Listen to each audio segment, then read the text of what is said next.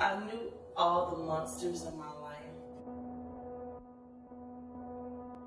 but what I didn't know was the buyers.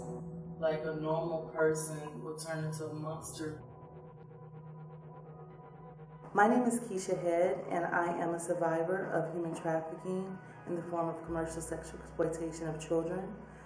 I was born to a schizophrenic mother, and my life started at a disadvantage. Staying with her, I stayed with her for 2 years, and a lot of things happened because of her mental illness. She wasn't able to care for me, and I was placed in the home with an aunt. My aunt, she really didn't want the responsibility of her sister's 2 kids because it was me and my brother. And it was very, very hard for her to care for us because she had her own kids and her own life. And she looked at us as a burden, and I always felt like I was a burden. So she became very abusive because I was acting out, and she couldn't understand why I wasn't grateful that she took me in. But as a child, you don't look at things as being grateful. You just know that this is your life, and people are supposed to protect you and care for you, and that didn't happen for me. I was sexually abused. I was mistreated physically, mentally broken down. There was no building me up, so she would just be very mean to me as a child, and I became very angry. The sexual abuse, it started at the age of 4, and I remember being angry and feeling very nasty and just walking around feeling nasty. I knew something was wrong, but I didn't have a voice. I didn't know how to tell anyone what was happening. So at the age of 12, I came to the conclusion that I had had enough. I did not understand the anger from other people. I did not understand why I was a punching bag for people. And I decided to fight back, and my fighting back came out in anger. So I lashed out at her because I had told her her sons were touching on me.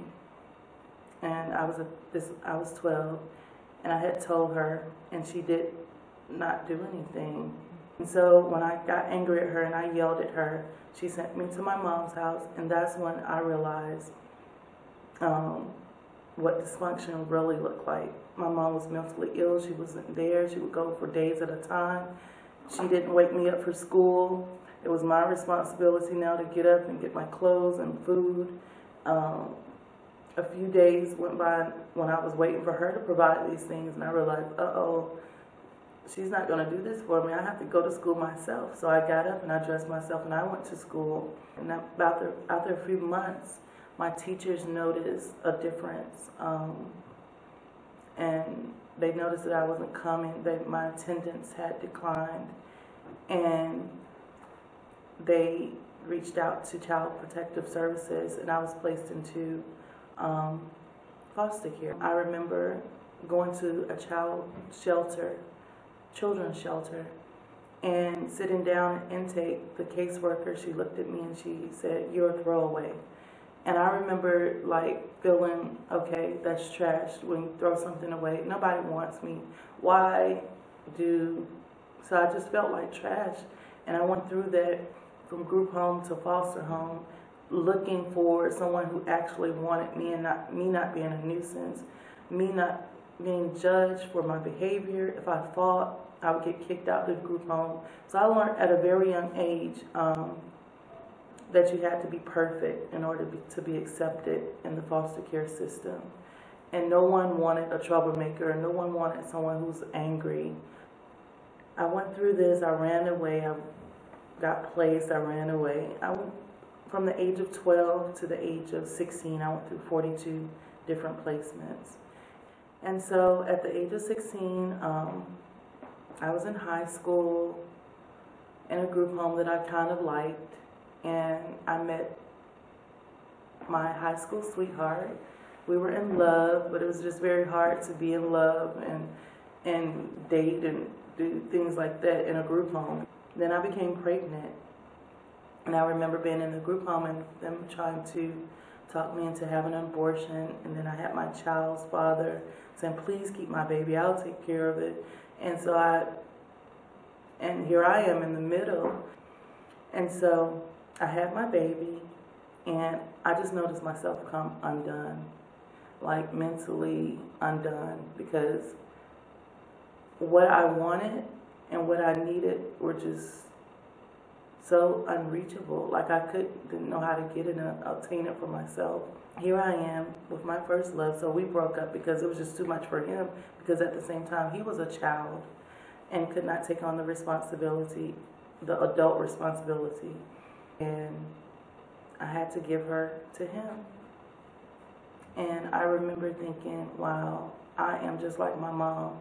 And I just became very angry, because here I am angry at my mom. How can I do that? My daughter's going to be angry at me.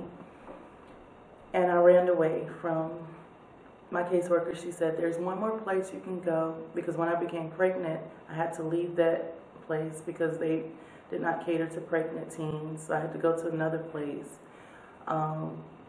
And when I had my baby, I had to leave there because I was no longer pregnant, and it was Families First was for pregnant women. And then I had to go to another place, and I was just tired of going from place to place. And my caseworker, she said, there's nowhere else for us to put you. The next place for you to go is a mental institution. I ran away with a group of girls. We ran to an area called Roswell, Georgia, and we stayed in abandoned apartments. We actually had like an abandoned apartment where the maintenance guy would give us an apartment and the lights would be on. We would stay there, and when they would rent it out, he would tell us, no, go to this apartment. So he was facilitating the whole thing. He just felt compassion for a group of kids that didn't have anywhere to go. And so, but that didn't last, of course. Our resources after a few weeks got depleted. I called my godmother and I asked her, could she help me? And she was like, no, Keshia, you've been acting out and you've had this baby and your life is just so da-da-da-da-da. She told me she had a friend who had been trying to contact me, who I grew up with in church. And I called my friend and I asked her, you know, I've ran away. I don't have any help. Do you know anyone who could help me? Well, it didn't start off as an ask. When I called her, she was like, hey, I lost contact with you. Where have you been? And she told me about her life, and I told her about my situation. And she said, well, I know someone who can help you. Where are you at now? Come to my house. So I used the little resources that I had to get to her house, which was far on the other side of town, which was almost impossible to get to her. So I got to her house. I stayed there a few days. She called him and she took me down to Atlanta and to the strip club called Dream Girls. And I remember seeing the signage saying Dream Girls, but I didn't know that it was a strip club. And so we went and we met this guy. He got out of a Mercedes Benz. He had on all this nice jewelry. He was an older guy, very pleasant, very mountable. When you met him, no red flags or nothing alarming led out to me. He wasn't. He was very nice. She introduced me. She said, "This is Keshia, and Keshia, this is Sir Charles," and not even thinking the name of pimp. I didn't even know what a pimp was, to be honest with you. And she left. She got back in the car with our ride, and she left me there with him. And he's like, let's go for a ride. I remember that. I got in his car, and I just began talking to him. He made me feel very comfortable. Everything came out. I told him I had been through these group homes. My mom is crazy, and my aunt abusing me, and everything came out. And I thought I could trust him, because I didn't know that there were people in our world that plotted against you or had plans to manipulate you. I didn't know that I thought adults helped you, even though I had been in some abusive situations. I never viewed everyone the same. I gave everyone a fresh start, and I trusted everyone. And so I told him about my daughter. He took me to get my daughter. I hadn't seen my baby in about 9 months. and we took her to the playground, and it was just a normal day. And I remember thinking, wow, he took me to get something to eat. He told me how beautiful I was. He told me, I was talking about my clothes. I don't have any clothes. You can get clothes. I'll get you clothes. You don't have to be homeless. You can take care of yourself.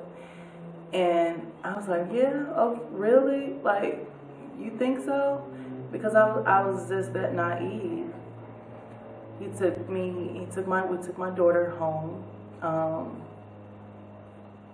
And then we went to the house, Sir Charles's house.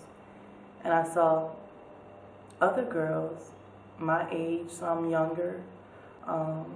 They were busying themselves cleaning up. They had their rooms. They were helping each other, doing hair, and I fit right in. Sir Charles introduced me, and then he left me there with the girls. And they were getting ready for work, and they kept saying, "We're getting ready for work, and we got to be there at such time." And I was like, "Work? Where you work at?" And they wouldn't tell me. And so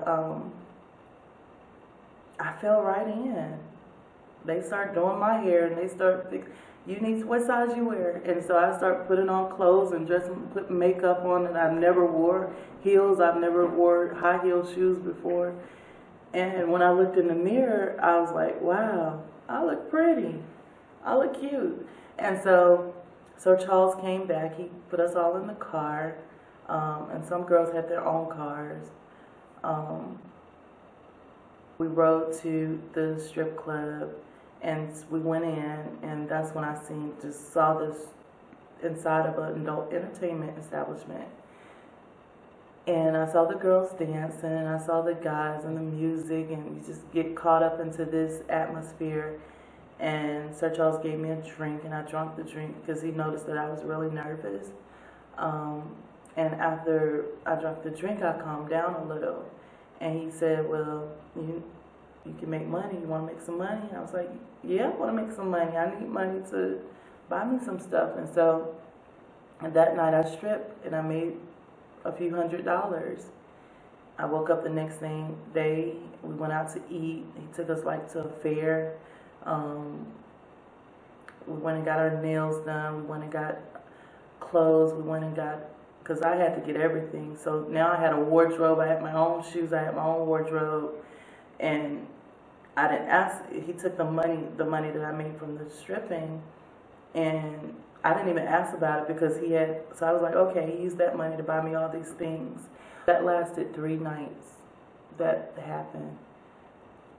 And on that 3rd night, he told me, he took the girls to the strip, and I was about to get out of the car. He said, no, you have to come with me. You can't go strip.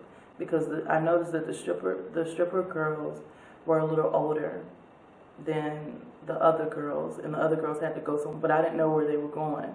So he said, you have to come with me, and I have to take you somewhere else because you're underage, and I can get in real big trouble if you're stripping and they catch you. And so I was like, okay, I have to do something else. I didn't know what the other else was. So I just went with him, and he took me to Stewart Avenue. I knew what Stewart Avenue was just by hearing people talk about it, but I didn't know what. I just thought it was for older women who were drugged out, and that's where they were. He took me to this corner, and he told me to get out the car. And before I got out, he gave me all these rules. You will charge this much. You won't talk to pimps. And this, I said, pimps? And he said, yeah, you won't talk to pimps. He said, what you think is going on here? And he started changing to this other person. I'm like, okay. So I didn't argue with him because I knew not to argue with adults. And I had seen some things, what he had did to the other girls, like a night before he had slapped a girl. But he was telling me all these things to do, a list of things, and they were coming so fast at me. And I said, and then when he said, you were charged such and such for one sexual act, such and such for another sexual act, I said, no, I'm not doing that. And he said, oh, you're going to do it. If you don't do it, you know that little girl you showed me? And he started talking about my daughter. He said, I'll make sure something happens to her. And I'm like, what? And I said, okay, just let me get out the car. So I got out the car, wobbled out the car because I still couldn't really get the shoes thing down all the way. And so here I am with these clothes on, these skimpy clothes on the street, where the biggest thing that was going through my head, what if someone sees me? What if someone sees, like, my child's father stayed on Cleveland Avenue, like my child's sweetheart, and Metropolitan was right down the street. I'm like, oh my God, my baby father's gonna see me and people are gonna laugh at me.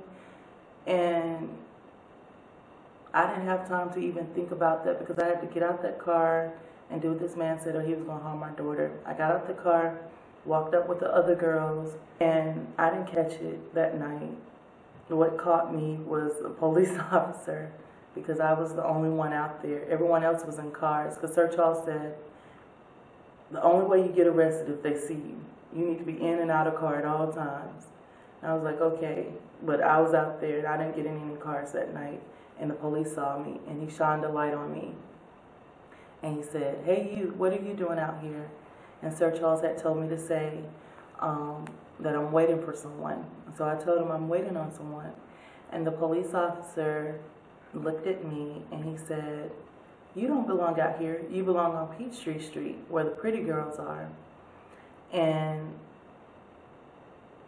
I don't know what changed in my mind that night because I thought the police would see me and help me because I wanted to tell him there's a guy over there looking like, but I was too scared. I was terrified. And when he drove off, I went and told Sir Charles. I said, he said, I can't. He said, I don't need to be out here. I need to be on Peachtree Street. And Sir Charles already knew what that meant. He said, oh, you got the go-kart. You got to go to the white girl track. I went down to Peachtree Street and 14th and Crescent. And it was just a different from Metropolitan. Now I felt like I could hide a little and do what this guy told me to do. And I just did it. And that happened every night. I would be so tired. And when I get off the track, I would go home and sleep. When I wake up, it'd be time for work again because I've slept the entire day. And I would do that over and over. And then when I'm on the streets, so many things was happening. Like each night, one night I'm being robbed. One night I'm being attempted kidnapping. I remember 2 incidents of him being violent to me. The first incident was the night when we came home from me saying, no, I won't do it. The very first night when I was on the track, we came home, he handcuffed me to the bed and he beat me with a belt. And he said, I'm going to name you Choicey because I want you to know you don't have no choices. Whatever I tell you to do, you're going to do it. And he beat me. And I was like, okay, this guy's kind of crazy. And that's how I got the fear. He put that fear into me. But this night I told her I was running away and she told him. He took me to a cemetery. He made me undress and he put me out. And it's like a Westview cemetery around my neighborhood. And he made me walk around naked in the dark in the cemetery. He said, you want to run away? He said, you're not going to have anything on you. He said, all those clothes I bought you, take them off. So I took off all the clothes. And he put me out in the cemetery. And I was out there for hours. He drove off and he took me deep into the cemetery and he drove off. And I think I had a mental breakdown. I was out there screaming and I was scared for people to see me because I was naked. And so I hid, and then I saw him come back, and he opened the car door and said, get in.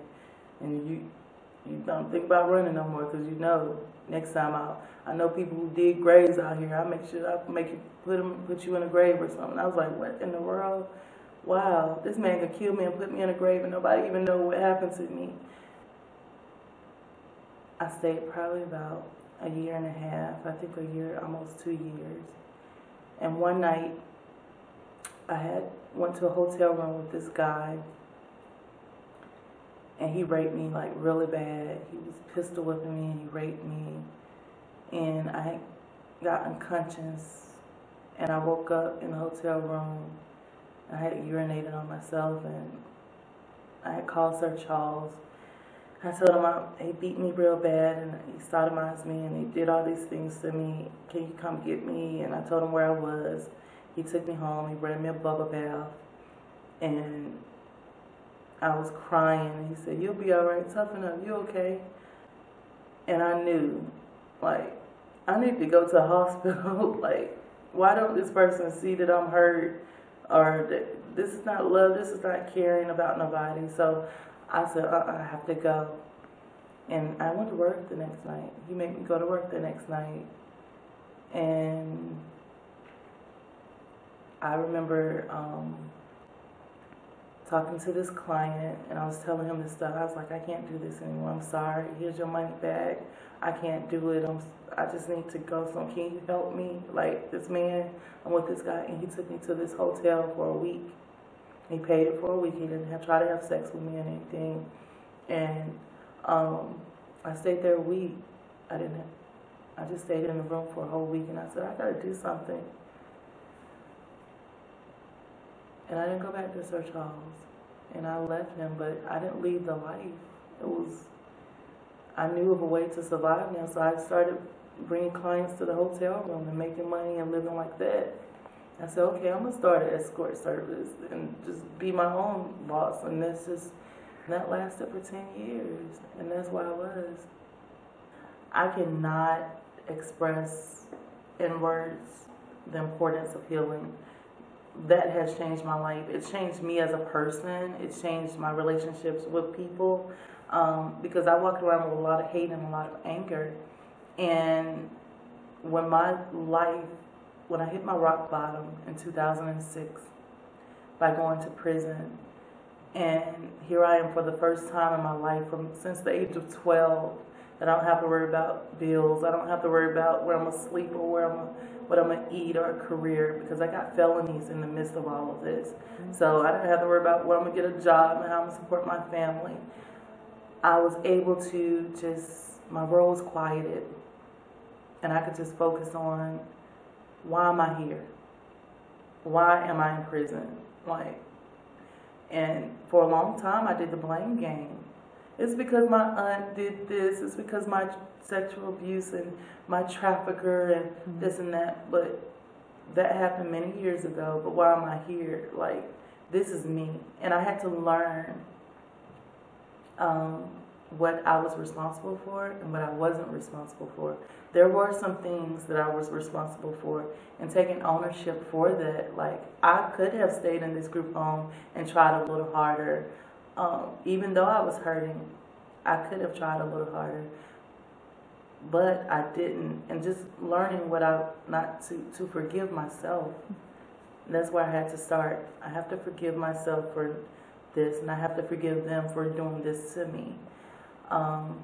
So I got out of prison, and during prison I took classes. I went to college. I took culinary arts, and I did all these skills and got these certificates. And I was like, wow, I could do this. I could have a life outside of human trafficking or prostitution.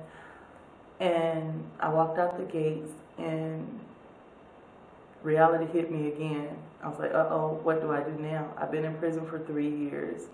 The first thing came to my mind was prostitution. That was the first thing, because no one came and got me. I didn't have any resources, somebody to come pick me up and take me home. I didn't have that. I had to leave prison and go to a shelter. So it was like, okay, but I made the decision that no matter what, no matter where I go, no matter how broke I am, prostitution is never an option for me. Never again. So what do I do now?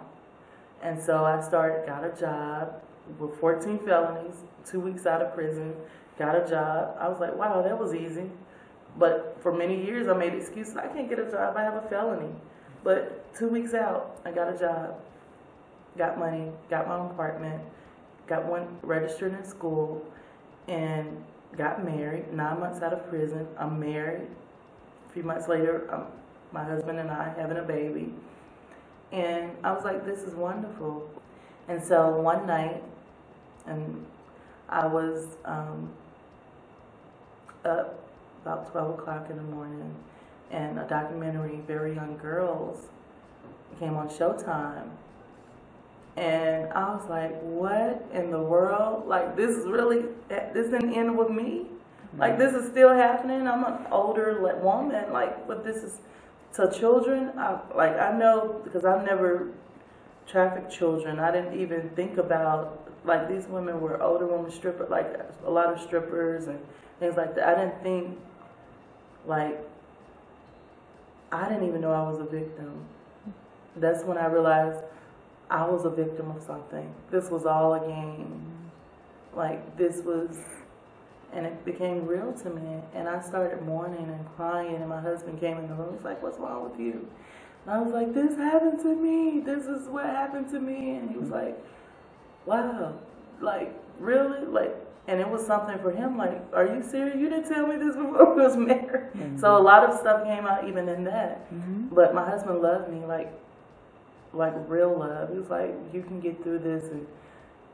But I was already healed, but for me, I got this anger inside of me against Sir Charles and said, "Oh gosh, I have to tell somebody about this," because I had been indicted, not indicted, but subpoenaed to testify against Sir Charles, and I wouldn't do it because I felt this guy is the only guy that helped me, and I'm not going to testify against him, and I don't want to see him. I think he's a good guy that helped a lot of people. Until I saw this and I started remembering, what if I wasn't compliant? Then I would have saw another side of him, like other girls did. And I said, okay, I got to do something. Sex trafficking for me is the only thing I could overcome and live with sexual abuse, being beat, but sex trafficking was the only thing that derailed my life from all my hopes and dreams and aspirations, because society stigmatizes you, and once you have this background, people look at you just totally different, like you're not human and you're not capable of being something other than this label of prostitute or whatever they label you as. And people need to know you can overcome this, and you can live life and have joy after such traumatic experiences.